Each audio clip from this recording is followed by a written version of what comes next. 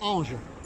Ange, c'est le prénom de ce jeune Marseillais de 19 ans qui se promenait il y a quelques jours du côté du rond-point du Prado à Marseille. Vous savez, c'est le stade Vélodrome, pas loin des plages, un quartier où il fait bon vivre en tout cas, où il faisait bon vivre. Parce que Ange a été la victime d'une bande de racailles, 8 sauvages qui lui sont tombés dessus et qui lui ont infligé 17 coups de couteau. 17 coups de couteau pour rien. Ange se promenait là, pensait qu'à Marseille, eh bien, on pouvait déambuler librement, en sécurité. Eh bien, ce n'est plus le cas.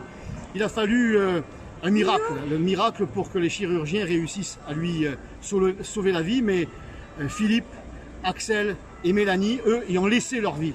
Et je n'oublie pas, bien sûr, Marie-Bélène, je n'oublie pas Laura et Morane à Marseille. Alors aujourd'hui, on assiste à un véritable ensauvagement de la société française et Marseille n'échappe pas à cette règle. Alors on nous envoie des policiers, on nous a envoyé 130 CRS à Marseille, mais pourquoi? Pour contrôler les Marseillais qui ne porteraient pas de masque, alors qu'il nous faut des forces de police pour lutter contre cette délinquance et contre cette hyper-violence, cet ensauvagement. J'attends de la police, et je suis sûr qu'elle le fera, qu'elle mette la main sur ces 8 sauvages et qu'on nous donne les noms.